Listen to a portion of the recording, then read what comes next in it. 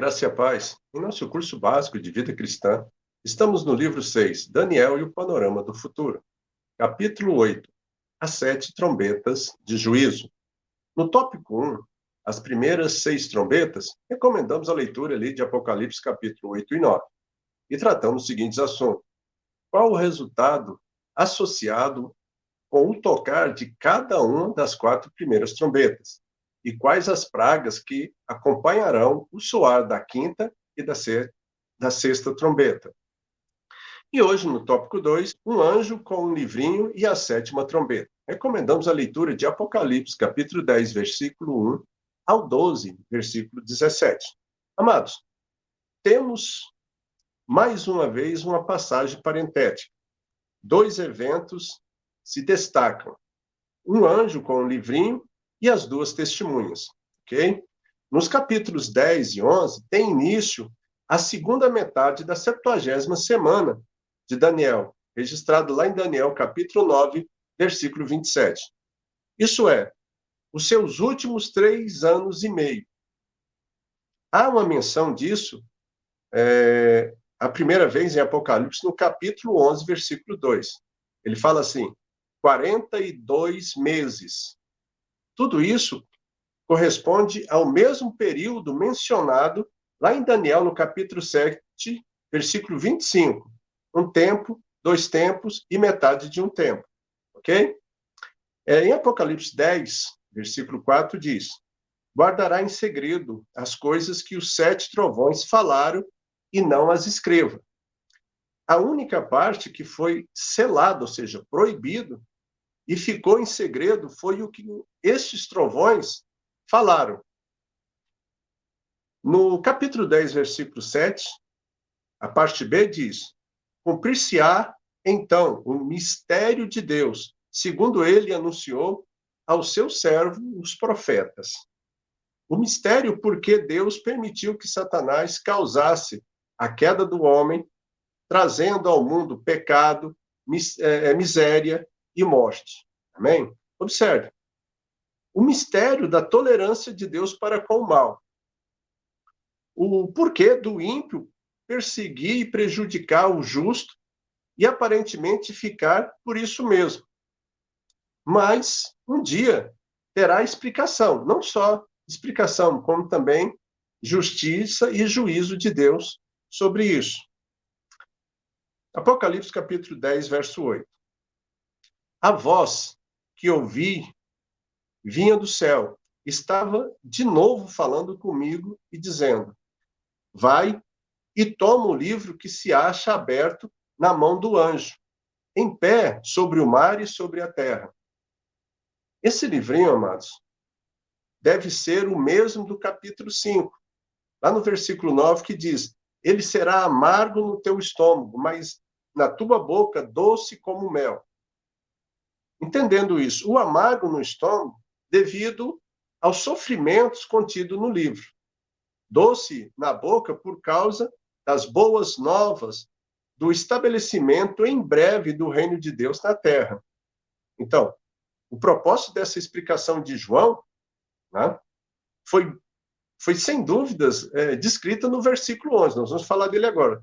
Apocalipse 10, versículo 11. Então me disseram: é necessário que ainda profetize a respeito de muitos povos, nações, línguas e reis.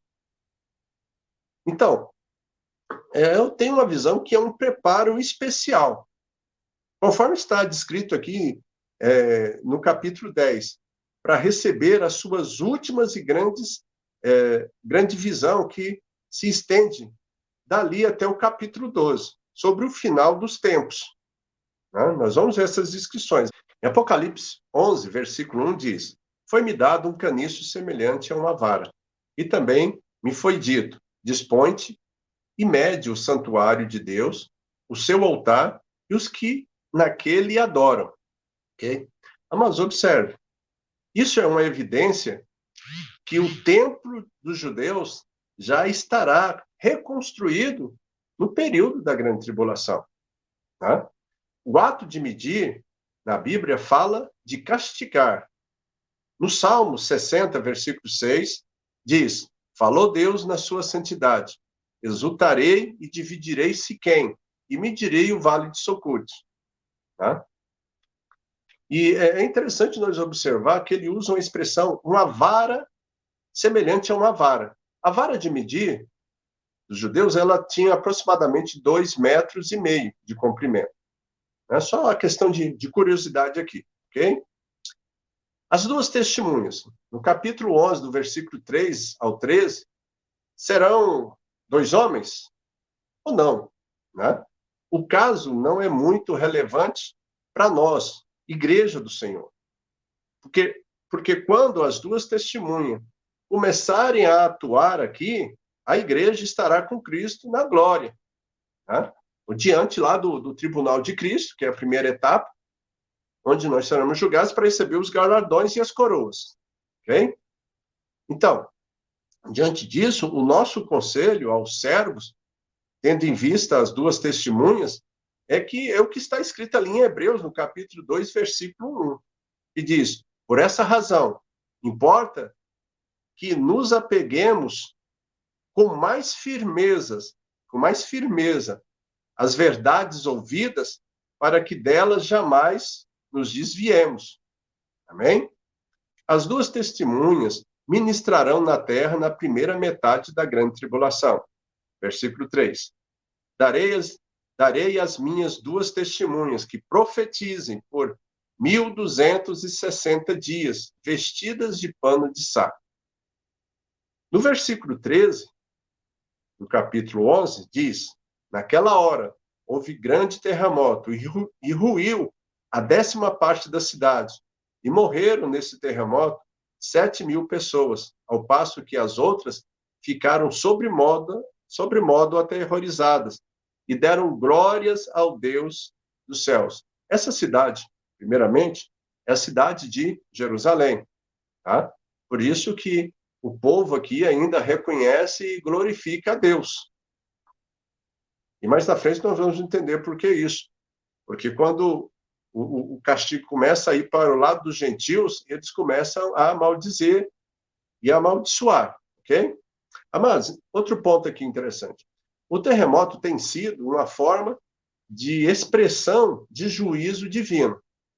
No livro de Apocalipse, quando os juízos de Deus são derramados sobre a terra, não pode faltar o terremoto, ou os terremotos. Né?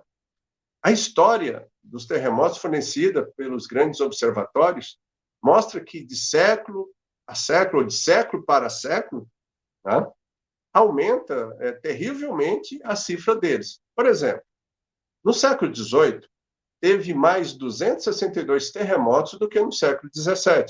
No século XIX, houve mais de 1.479 terremotos do que no século XVIII. E assim vai crescendo nessa escala, ok? No capítulo 11, versículo 14, termina o segundo ai. Né? O primeiro ai ocorreu ali no capítulo 8, verso 3, o terceiro vai ocorrer no capítulo 12, versículo 12, no tempo ali da 7ª trombeta, que tem início no capítulo 11, versículo 15. Né? E é exatamente quando termina a missão das duas testemunhas, né? Onde elas são mortas pelo anticristo e deixadas, sem enterradas, deixadas na praça ali em Jerusalém, né? E no 4º dia elas vão ressuscitar. Se você leu a história, você está afiado nisso, ok? Depois, mais na frente, a gente explica mais sobre isso. A 7ª trombeta, capítulo 11, versículo 15 ao 19. Esta trombeta ecoa no início da segunda metade da grande tribulação. Nós já falamos isso, mas vamos frisar aqui para você entender que ela é o divisor de águas entre a primeira etapa, né, chamada, que muitos chamam de tribulação, e a segunda etapa, que é chamada de grande tribulação. Né? Ok? Então, e outro ponto que temos que entender, esta de que nós estamos falando aqui, que estamos tratando, é a última de uma série de 7 trombetas, ligada a quem? Aos gentios e aos judeus, especificamente. Ao passo que a última mencionada ali em 1 Coríntios, no capítulo 15, versículo 22, ou 52, tem a ver exclusivamente com a igreja, né? Por ocasião do arrebatamento desta. Ok? Só para a gente não misturar também. Então, voltando aqui à sétima trombeta. Vemos que no versículo 18, as nações amotinadas. E também dando, então, início ali também ao governo milenial de Cristo. E aí ele vai até o final. A ressurreição dos mortos ímpios e o julgamento delas no tribunal do trono branco. O grande tribunal do trono branco. Versículo 17 e 18. Versículo 19. Abriu-se, então, o santuário de Deus, que se achava no céu. E foi vista a arca da aliança no seu santuário. E sobrevieram relâmpagos, vozes, trovões, terremoto e grande saraivada. Amados, vamos parar aqui um pouquinho para nós entendermos uma parte aqui. Versículo 11, capítulo 11, versículo 19, a parte que diz: foi vista a arca da aliança no seu santuário. Então, há quem pense que a arca que foi colocada no Santo dos Santos, do tabernáculo e do Templo de Jerusalém, e que desempenhou um papel ali religioso tão importante na história do povo escolhido de Deus, foi milagrosamente transportada para o céu e vista agora por João. Né? Mas entenda, há muito engano aqui, principalmente para quem pensa desse jeito. Nós temos que lembrar, porque as peças do tabernáculo que foram dadas a Moisés, elas foram cópias de um padrão que já existia nos céus, ok? Né? Então, era uma espécie de cópia do original, existente ali no céu. Se você depois quiser verificar isso, fala em Hebreus, no capítulo 9, versículo 23. Capítulo 12, versículo 1. Viu-se grande sinal no céu, a saber, uma mulher vestida de sol, com a lua debaixo dos pés e uma coroa de 12 estrelas na cabeça. A mulher, amados, é símbolo de Israel, ok? Miguel é o anjo que luta por Israel. O grande dragão vermelho é o diabo. Tá? E do versículo 2 ao 4, fala do conflito dos séculos. Tá? É a luta do diabo que tudo faz, ou tudo fazendo, para que o Messias não viesse a nascer, não viesse ao mundo. Né? E nós vamos citar aqui as 5 piores ocasiões da história de Israel que foi intentado isso. Né? Existe mais, mas vamos registrar apenas 5. Primeiro, a apostasia do bezerro de ouro, quando apenas a tribo de Levi ficou leal a Deus. Né? A história está ali, o povo sai do Egito, vai para o deserto, Moisés sobe no monte lá, demora 40 dias, né? E o povo resolve fazer estátuas, né? Para eles adorar, um bezerro de ouro. Ok? Segundo, a corrupção moral de Israel, em Sitim, durante a peregrinação no deserto. 2 no deserto, ok? Por conselho de Balaão, a Balaque. Terceiro, o pecado de Davi, com a qual Deus fizera aliança quanto ao nascimento do futuro Messias. Quarto, o livro de Esther, quando houve um plano para o extermínio dos judeus. Quinto, o caso de Belém, quando o rei Herodes decretou a matança das crianças, os meninos, né, de 2 anos para baixo, para que naquele meio Jesus viesse a ser morto. Né? Mas, por fim, uma noite, os anjos anunciaram o nascimento do Salvador, o qual caminhou resoluto em direção ao Calvário, onde, por fim, bradou agonizante, mas triunfantemente: está consumado. Ok? Então, nos evangelhos você tem esse registro. 12:3. Viu-se também outro sinal no céu. E eis um dragão grande, vermelho, com 7 cabeças, 10 chifres, e nas cabeças 7 diademas. Novamente, só relembrando, o dragão com 7 cabeças, isso fala da plenitude e astúcia dele. 7 chifres, do seu imenso poderio. 7 diademas, fala do seu domínio. O dragão era vermelho, porque vermelho é a cor do sangue e do fogo. Isso indica que ele é o provocador de mortes, guerras, intrigas, contendas e tensões individuais e coletivas. Ok? 12, 4, a parte A. A sua cauda arrastava a terça parte das estrelas do céu, as quais lançou para a terra.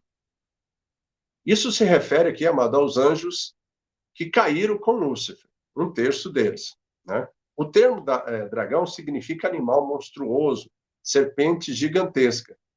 Né? E aqui também está falando da queda dele, porque hoje ele habita o espaço sideral, mas ele vai ser lançado para a Terra. Né? Então aqui está falando da queda dele e o arremesso dele para a Terra. E depois da Terra, ele vai ser lançado lá no lago de fogo e enxofre, demonstrando o declínio. Né? Estava no monte de Deus, depois foi lançado para o espaço sideral, do espaço sideral vai vir para a Terra, e da Terra, o lago de fogo e enxofre. Okay? Apocalipse 12, versículo 6. A mulher, porém, fugiu para o deserto, onde lhe havia Deus preparado lugar para que nele a sustentem durante 1260 dias. E aqui nós vamos fazer uma comparação. Mas se você leu ali o versículo 5 e o versículo 6, né, é bom nós fazermos essa comparação para você se situar aqui no tempo e espaço. Comparando seria o final do versículo 5 com o versículo 6, nota-se que na narrativa não há qualquer intervalo de tempo entre a ascensão de Jesus ao céu e a fuga de Israel para o deserto. Né? É que com a ascensão de Jesus para os céus, no versículo 5, tem um intervalo, ou início do intervalo, de tempo da igreja, entre a 69ª semana e a 70ª semana de Daniel. Ok? Então, nós estamos exatamente nesse período entre a 69ª e a 70ª semana. Ok? Estamos ainda no período da graça, está terminando o período da graça, vai vir esse período da grande tribulação, para depois entrarmos no governo milenial de Cristo. E no versículo 6 aí de Apocalipse 12, a Bíblia está tratando de Israel somente, não mais da igreja. A igreja já foi, o tempo da igreja findou a partir do momento que ela foi arrebatada, ok? Versículo 7. Houve peleja no céu. Miguel e os seus anjos pelejaram contra o dragão. Também pelejaram o dragão e os seus anjos. Então, Miguel é mais uma vez mencionado como o anjo guardião de Israel. Ele é mencionado diretamente 5 vezes na Bíblia, e sempre em conexão com Israel. Versículo 9. Sobre Satanás. Muitas coisas revelada dele aqui. Os seus principais títulos aparecem nesse versículo 9 e no versículo 10 também. Primeiro, o dragão. Isso fala da truculência, da brutalidade, da violência e da crueldade. A antiga serpente fala das tramas e intrigas dos primórdios da raça humana, quando Adão e Eva, ainda inocentes, habitavam o paraíso, ali o jardim do Éden, e foram ludibriados pela serpente. É Gênesis capítulo 3, versículo 1 e 7. Diabo significa o quê? Acusador, caluniador. Satanás significa adversário, aquele que sempre se opõe. Sedutor é uma das atividades principais de Satanás, que é enganar, iludir, trapacear, falsificar, imitar, mistificar. Acusador Ele acusa Deus diante dos homens, os homens diante de Deus, acusa os homens uns perante os outros. Ok? Alguns títulos dele. Apocalipse 12, versículo 15. Então, a serpente arrojou da sua boca atrás da mulher água como um rio, a fim de fazer com que ela fosse arrebatada pelo rio. Amados, observe, isso representa uma grande e destruidora perseguição. Água aí tem a ver com os homens, provavelmente um exército. Tem o mesmo sentido da palavra dilúvio, lá em Daniel, no capítulo 9, versículo 26. Ok? Apocalipse 12, versículo 16. A terra, porém, socorreu a mulher, e a terra abriu a boca e engoliu o rio que o dragão tinha arrojado da sua boca.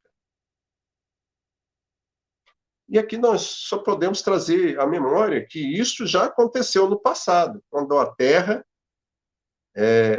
se abriu, né, e engoliu vivos ali os rebeldes que lutaram contra Moisés, né? Lá em Números, no capítulo 16, versículo 31 ao 33. Foi Corã, Datã e Abirão. E toda a casa deles e todos os pertences deles foram engolidos pela terra. Ok? Apocalipse 12, versículo 17, a parte A. Para nós encerrarmos também, amados. Irou-se o dragão contra a mulher e foi pelejar com os restantes da sua descendência. E aqui uma pergunta. Quem são os restantes mencionados nesse versículo? Tá? Bom, são os judeus, tá? Que é o restante da descendência da mulher. E esses remanescentes, eles creram em Deus pelo testemunho dos 144 mil. Lembra lá, 12 mil de cada tribo? Pois é, eles também vão estar junto com as duas testemunhas, pregando o evangelho aqui para que o povo se arrependa. Né? E esses 144 mil vão estar ali na terra de Israel, em Israel, fazendo esse serviço, de anunciar a palavra de Deus. Ok? Então, na próxima aula, no capítulo 9, ascensão e queda do anticristo. Tópico 1. As bestas que sobem do mar e da terra. Recomendamos a leitura do capítulo 13, versículo 1 ao 18. Né? E também o capítulo 14. E vamos responder as seguintes questões. Qual o tipo de liderança que terá o falso profeta? O que significa Sião, no capítulo 14 de Apocalipse? Amém? Então, amados, mais uma vez, nós pedimos aí a vocês que vocês estejam divulgando o canal. Se você gostou, você deixa ali o seu like. Se você não gostou, deixa o seu dislike. Mas não esquece de comentar, não. Faça um comentário. Por que você não gostou? O que poderia e que faltou, né, e que faltou nessa aula? E também de usar esse material para você estar evangelizando outras pessoas. Né? Além de você se preparar, você vai discutir com outras pessoas e cumprir a grande comissão que o Senhor nos deu de ir por todo mundo e pregar o evangelho a toda criatura. Esse é o nosso objetivo. Que o Senhor abençoe, te guarde e até a próxima aula.